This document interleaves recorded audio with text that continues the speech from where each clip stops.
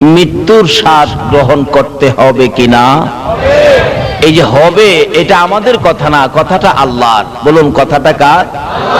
কোন আল্লাহ? যে আল্লাহ আমাদেরকে সৃষ্টি করেছেন, ওই আল্লাহই বলতে পারবে আমরা যে মরতে হবে। কিন্তু যিনি আমাদেরকে বানাইছেন, এই মাউত যে বানাইছে, সে বলতে পারবে এটা কতদিন টিকসই হবে। কি বলেন, ঠিক কিনা? এই ফ্যানটা যে বানাইছে, সেই বলতে পারবে এটা কতদিন টিকসই হবে। কিন্তু এটা যে বানাইছে, সে বললেন এটা 5 বছর টিকসই হবে। আমি যদি বলি 50 বছর, বলুন তো আমার কথাটা কি সঠিক হবে? কেন? এটা বানাইছে যে, সেই জানে এটার মধ্যে কি মেডিসিন দেওয়া আছে, সেই বলতে পারবে কতদিন টিকসই।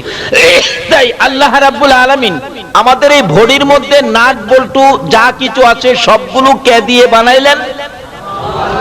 যেই জাতের জিনিস দিয়ে বানাইলেন, ওই মালিকই বলতে পারবে এটা যে কতদিন যাবে।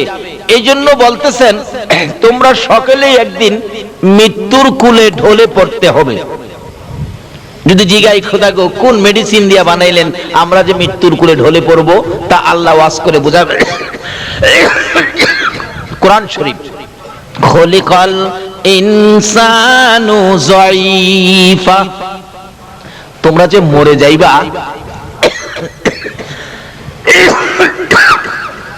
এই জন্য, কারণ আমি তোমাদেরকে বানানোর সময় নরম করে বানাইছি, দুর্বল করে বানাইছি। খলিকাল ইনসানু যায়ীফা, এই মানুষ, আমি তোমাদেরকে দুর্বল করে বানাইছি। বলুন, আমাদেরকে দুর্বল করে বানাইছে কে বলতেছে?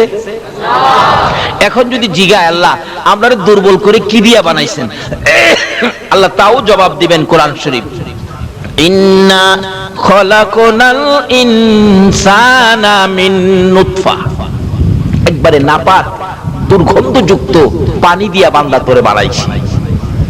তাই তুমি যে মরে যাইবা এটা মাইনা নাও। বলুন, আল্লাহ যেভাবে আমাদেরকে বুঝাইলেন আমাদের মরতে হবে, এটা কি আপনাদের বিশ্বাসে আসছে? তাহলে মরার পরে যেই দেশে যাবেন, এই দেশটার নাম কি? এই দেশটার নাম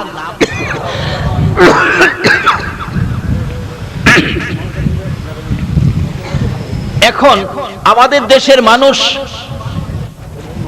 কুয়েত যায়, কাতার যায়, সৌদি যায়, লন্ডন যায়, আমেরিকা যায়।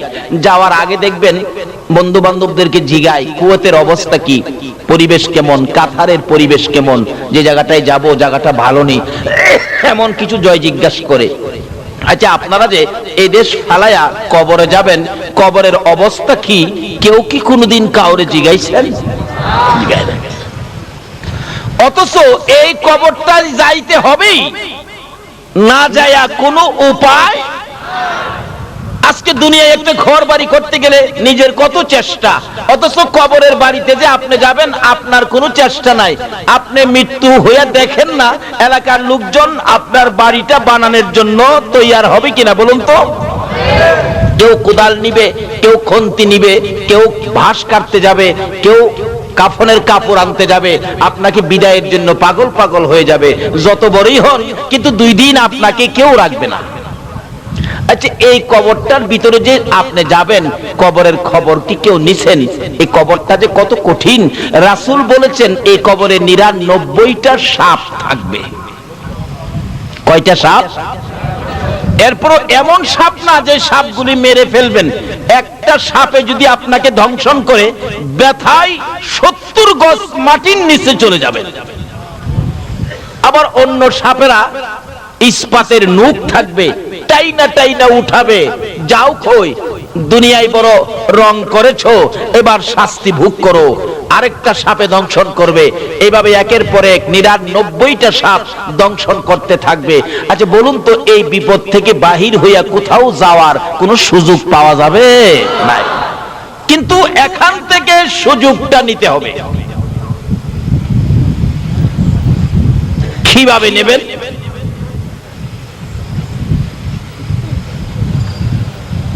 বাবারা, এখান থেকে সুযোগ কিভাবে নেবেন, এই কবরের চিন্তা আজকে থেকে করুন। মা খাদিজাতুল কুবরা রাদিয়াল্লাহু তাআলা আনহার জীবনী খুলুন। আমার নবীর প্রাণ প্রিয় বিবি সুখে দুঃখের সঙ্গিনী, যেই খাদিজা জীবন জৈবন ধন সম্পদ সব নবীর কদম মুবারকে ঢেলে দিয়ে নবীর সহধর্মিনী সঙ্গিনী হয়েছিলেন।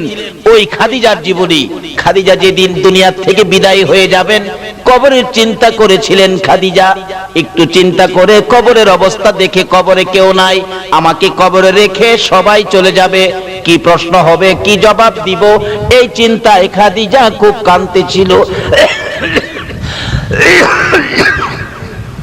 খাদিজা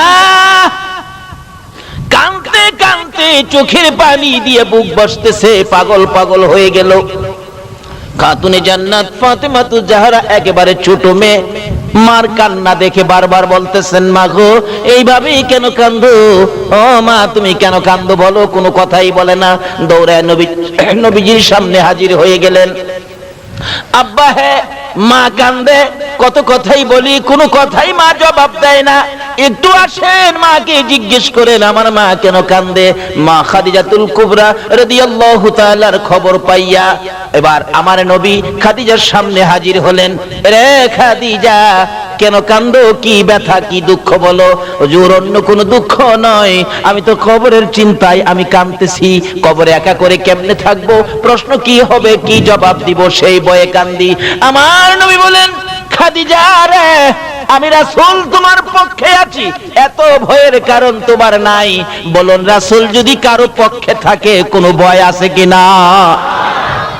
ও খাদিজা আমি রাসূল যে তোমার পক্ষে, তোমার কিসের ভয়? খাদিজা বলে, হুজুর দুনিয়ায় আপনি থাকবেন আমার পক্ষে, কবরে তো আপনি যাবেন না। রাসূল বলেন, খাদিজা কবরে না গেলেও আমি উপর থেকেও ভিতরের কাজ চালাইতে পারি। আল্লাহু আকবার বলুন। বলুন নবী উপর থেকেও ভিতরের কাজ চালাইতে পারে কিনা? যদি নবীর পরিচয় কবরে যা দেওয়া যায় আর কোনো ভয় আছে? তার বাস্তব। আমি কিছুদিন আগে কেরানীগঞ্জ মাহফিলে গেলাম। কেরানীগঞ্জের এমপি হলেন আমানুল্লাহ আমান এবং মন্ত্রীও। মাহফিল শেষে রাত্র 12টা-1টার পরে বাহির হব, বললাম এত রাত্রে যাব, রাস্তাঘাটে নিয়ে কোনো বিপদ হয়, গাড়ি নিয়ে ব্রেক দেয়, কি করি না করি। যে একজন কমিটির লোক বলে, হুজুর একটা পোস্টার নিয়ে যান, পোস্টার, এই পোস্টারটা দেখাবেন, সব শেষ। কারণ পোস্টারের মধ্যে আমানুল্লাহ আমানের নাম আছে, উনিও ছিলেন, তার বাড়ির পাশেই মাহফিলটা ছিল। ঠিকই পোস্টারটা নিয়ে আসলাম, সংসদ ভবনের পিছন দিয়ে গাড়ি ঢুকলো, রাত্র প্রায় 2টা। এমনি দেখি কালো পোশাক হাত বাড়াইছে। কালো পোশাক চিনেন নাই? বাবারে ভালো চিনে। গাড়ি যেমন আপনি আপনিই ব্রেক হয়ে গেছে। কোত্থেকে আসলেন এত রাত্রে? মাহফিলে গেছিলাম। কোথায়? পোস্টারটা খুলে দিলাম, পোস্টার দেখে অফিসার পড়তেছে, প্রধান অতিথি আমানুল্লাহ আমান ডালিকান্দি। ও আমানুল্লাহ আমান সাহেবের বাড়ির কাছে গেছিলেন নাকি? হ্যাঁ উনিও ছিলেন। আমি হ্যাঁ উনিও ছিলেন। আমানুল্লাহ আমান সাহেবের বাড়ি উনি ছিলেন না? ঠিক আছে ঠিক আছে, যান যান যান যান। একজন এমপি, তার নাম থাকাতে রাত্রে বিপদের মধ্যে তার নাম দেখে যান যান যান, তার পরিচয়ের উপরে আমাকে যান যান, আর কোনো জিজ্ঞাসা নাই, আর কোনো কিছুই নাই, যান যান যান। আচ্ছা বলুন তো, আজকে আছে কালকে নাও থাকতে পারে, যার উসিলায় কুল কায়নাত, যার জন্য এত কিছু করেছেন, যার প্রেমে আমার আল্লাহ পাগল হয়েছেন, যার উপর আমার আল্লাহ নিজে দুরূদ সালাম প্রেরণ করতেছেন, ওই নবীর পরিচয় কবর দিতে পারলে বলুন কোনো বিপদ থাকবে?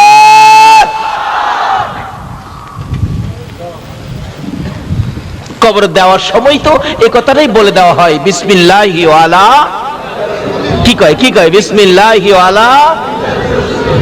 কার মিল্লাতের উপর দেওয়া হয়? এখন এই নবীকে চিনা দরকার আছে কিনা? এই নবীকে ভালোবাসা দরকার আছে কিনা? আমার আল্লাহ বলেন, কেন তোমরা আমার নবীকে ভালোবাসবি না রে? আমার নবী তোমাদের জন্য কত কষ্ট করেছে। উহুদের জমিনে যেদিন আমার নবীকে মারতে মারতে 2টা দান দান মুবারক শহীদ করে দিয়েছিল, আমার নবী মুখের উপর হাতটা লাগাইয়া চোখের পানিগুলো ছেড়ে ছেড়ে কাঁদে। ধাত ভাঙ্গা ব্যথার রক্ত মুবারক ঠোঁটগুলি বেবে, দাড়িগুলো লাল হয়ে গেছে, জামাটা পর্যন্ত ভিজতেছে।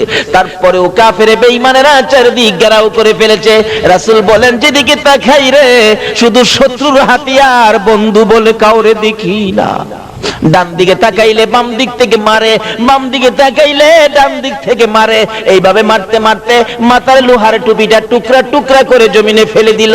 লম্বা লম্বা দুইটা টুকরা গো মাথার দুই পাশে দিয়া ভিতরে ঢুকে গেছে। রাসূল বলেন, এমন ভাবে ভিতরে ঢুকেছে, বহু টানাটানি করেছি, খুলতে পারি না। মাথার ব্যথায় আমার নবী মাথা চক্কর খাইয়া উহুদের জমিনের মধ্যে পড়ে গেছে। তারপরও নবীকে মারতে ছিল দুনিয়া থেকে বিদায় করে দেওয়ার জন্য। এমন সময় হযরতে জিবরাইল এইভাবে দুইটা হাত বাড়াইয়া আমার নবীরে কুলে উঠাইয়া টান দিয়া সরাইয়া নিয়ে আসছে। উহুদ পাহাড়ের মাঝামাঝি, নিচ থেকে দেখা যায় না এমন একটা জায়গায়, নিজের চোখে দেখে আসছি, আল্লাহ দেখাইছে, নিচ থেকে দেখা যায় না এমন একটা জায়গায় আমার নবীকে জিবরাইল কোলে লইয়া ওই জায়গাটায় নিয়ে গেছে। জিবরাইল বলেন, নবীকে কোলে রাখাই আমি ডাকতেছিলাম, রে উহুদের পাথর, ও উহুদের পাহাড় দেখ, যেই নবী না হইলে কিছুই হতো না, তোরাও হতে না, আমিও হতাম না। এই নবীকে মারতে মারতে বেহুশ করেছে, একটু বিছানার ব্যবস্থা করে দে, আল্লাহর বন্ধুকে শোয়াইয়া রাখি। জিবরাইল বলেন, এই বলে ডাক দেওয়ার সঙ্গে সঙ্গে দেখি লম্বা একটা পাথর ফাইটা তোলার মতো নরম বিছানা হইয়া যায়। আজকে পাথর হইয়া আমার নবীরে চিনে রে, উম্মত হইয়া নবী চিনলাম না। জিবরাইল বলেন, আশ্চর্য হয়ে গেলাম, পাথর এত সুন্দর বিছানা কিভাবে হলো? এবারে জিবরাইল ওই বিছানার মধ্যে আমার নবীকে শোয়াইয়া দিলেন। এখনো নবীর জ্ঞান ফিরতেছে না। দয়ার নবী মায়ার নবীর দিকে তাকাইয়া জিবরাইল ডাকতেছে, ইয়া রাসূলুল্লাহ, জ্ঞান বুঝি এখনো ফিরে নাই, ব্যথা বুঝি বেশি। একটু পরে নবীজির চোখ দুইটা খুলছে, চোখের পানি জর্জর করে ছেড়ে দিছে। জিবরাইলের দিকে তাকাইয়া জিবরাইল বলেন, ইয়া রাসূলুল্লাহ, জানতে চাই গো আল্লাহর বন্ধু, দান দুইটা শহীদ হয়ে গেছে, দাঁত ভাঙ্গা ব্যথা কেমন লাগে গো বলুন না। আমি জিবরাইলের কাছে বলুন না। আমার নবী জিবরাইলের দিকে তাকাইয়া কান্দে।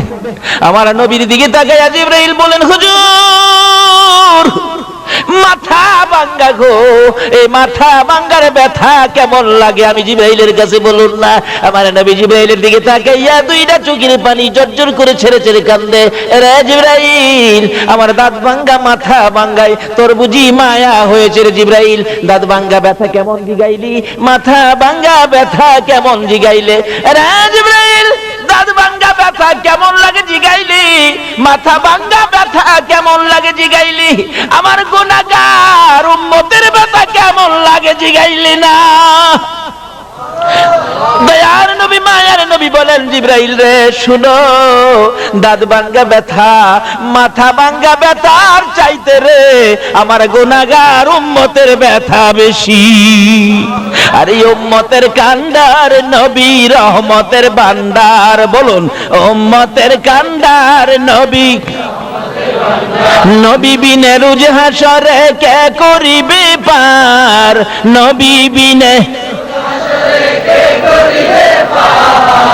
উম্মতের কান্ডার নবী রহমতের ভান্ডার, উম্মতের কান্ডার নবী।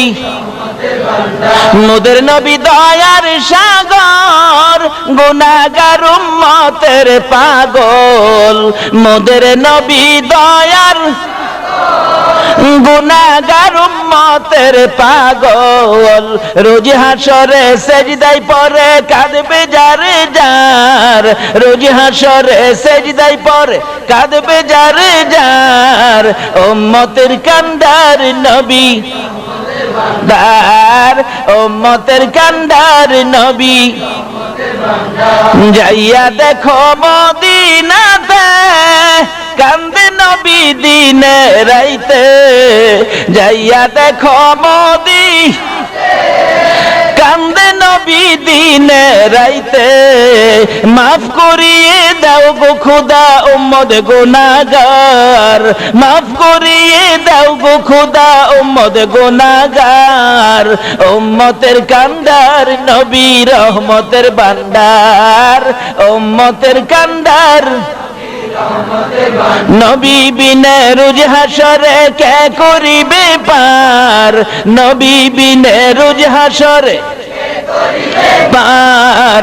উম্মতের কান্ডার নবী রহমতের ভান্ডার, উম্মতের কান্ডার নবী আমার আল্লাহ বলেন এরা দুনিয়ার মানুষ এই নবীরে কেমনে বুইলা যাবি রে, যেই নবী নিজের ব্যথা গোপন করে রে উম্মতের ব্যথা প্রকাশ করে। আল্লাহু আকবার।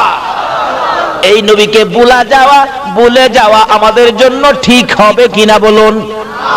এই নবীকে ভালোবাসা, এই নবীকে মায়া করা আমাদের দরকার আছে কিনা বলুন? কবরে গেলে এই নবীর দরকার আছে কিনা বলুন? এই নবীর পরিচয় ব্যতীত কবরে আর কারো পরিচয় মাপ পাওয়া যাবে কিনা বলুন? শুধু নবীর পরিচয় দিতে পারলেই বাস লাভবান হয়ে যাবেন। বিসমিল্লাহি ওয়া আলা মিল্লাতি রাসূলিল্লাহ, এই নবীর নামের উপরেই দেওয়া হয়। আর যদি পরিচয় দিতে পারেন হ্যাঁ আমরা তো সেই নবীর উম্মত, তাহলে ফেরেশতারা বলবেন ঘুমান, আপনারা জান্নাতের বিছানার মধ্যে ঘুমান। মা খাদিজা বলেন ইয়া রাসূলুল্লাহ আমি তো কবরের চিন্তায় আমি কাঁদতেছি। কিসের চিন্তায়? কোন কবর? আল্লাহু আকবার। কি যে কবরের অবস্থা, খবর তো নিলেন না। বিদেশ যাবেন কত খবর নিলেন, কবরে যে যাবেন এই খবর তো নিলেন না। আমাদের পার্শ্ববর্তী রাষ্ট্র মুসলমান রাষ্ট্র পাকিস্তান, পীরদুহা কবরস্থানে সবচেয়ে বড় কবরস্থান পীরদুহা কবরস্থান।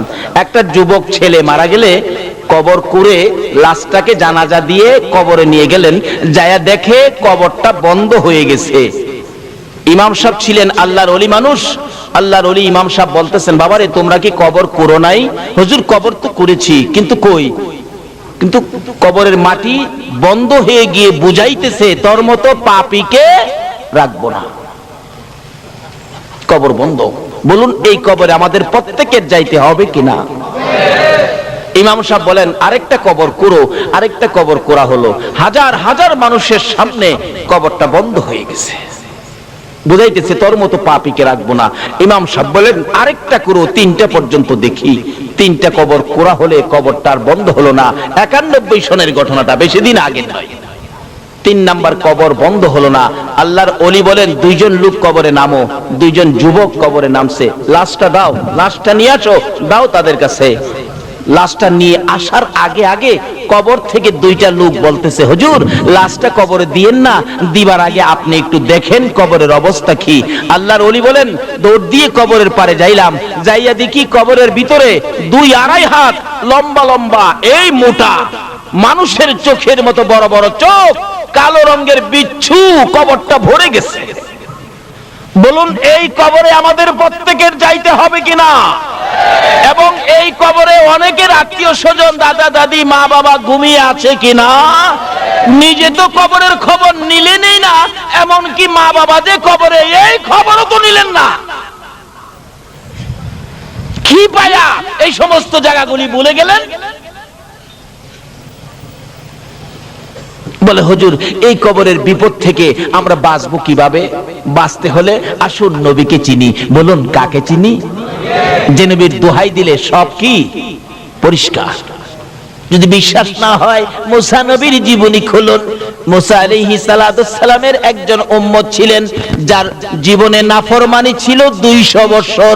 বলুন কয়শো বছর?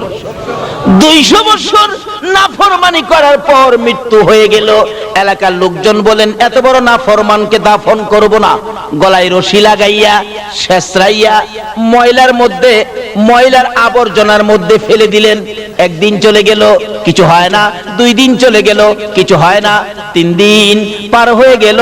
আমার আল্লাহটাকে মুসা রে, ওই ময়লা আবর্জনার মধ্যে আমার একজন বন্ধু বসে আছে, আমার বন্ধুটাকে আইনা কাফন দাফন করো, আমার বন্ধু ময়লার মধ্যে পড়ে আছে।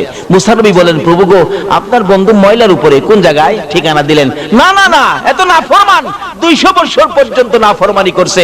যার জীবনে ভালো কোনো কাজ করে না, খারাপ কোনো কাজ পাইলে ছাড়ে না, সেই ব্যক্তি আল্লাহ বলেন, ও মুসা শুনো, তোমরা দেখেছো 200 বছর নাফরমানি করেছে, আর গভীর রাত্রে আমার ওই বন্ধু একটা কাজ করেছে রে, যেই কাজটা দুনিয়ার কেউ দেখে নাই, আমি আল্লাহ দেখছি। বলেন কি কাজ? মুসা, তোমাকে যে তাওরাত কিতাব দিয়েছি, দিয়েছো, ওই কিতাবটা রাত্রে যখন ঘুমের ঘরে ঘুমাইতে যায়, ওই নাফরমান যুবকটা ঘুমাইবার আগে, বিছানায় শুইবার আগে রে, তাওরাত কিতাবটা টান দিয়ে নামাইয়া পৃষ্ঠা পৃষ্ঠা করে উল্টায়, একটা পৃষ্ঠা চেক করে যত জায়গায় আমার হাবিবের নাম পাইছে রে মুসা, আমি দেখেছি শ্রদ্ধা ভরে ভালোবাসার সহিত আমার বন্ধুর নামের মধ্যে চুমা খাইছে রে মুসা। যার প্রেমে আমি আল্লাহ এত কিছু করেছি, তুমি মুসার নবুয়তি আমি আল্লাহ দিয়েছি, আমার ওই হাবিবের নামে, বন্ধুর নামে প্রত্যেকটা রাত্রে সবগুলি নাম তালাশ করে করে চুমা খাইছে। জীবনে কোনোদিন আমার বন্ধুর নামে চুমা না খাইয়া যুবকটা ঘুমায় নাই। তাই আমি আল্লাহ তারা 200 বছরের নাফরমানি একদিকে নিয়েছি, আর আমার বন্ধুর নামের চুমাটুকু আরেকদিকে নিয়েছি। আমি আল্লাহ চেয়ে দেখি রে, নাফরমানির চাইতে আমার বন্ধুর নামের চুমা দিয়ে আমি আল্লাহর কাছে বড় ভালো লাগে রে মুসা। আমার বন্ধুর নামের চুমার খাতিরে আমি তার 200 বছরের নাফরমানি ক্ষমা করে দিয়েছি।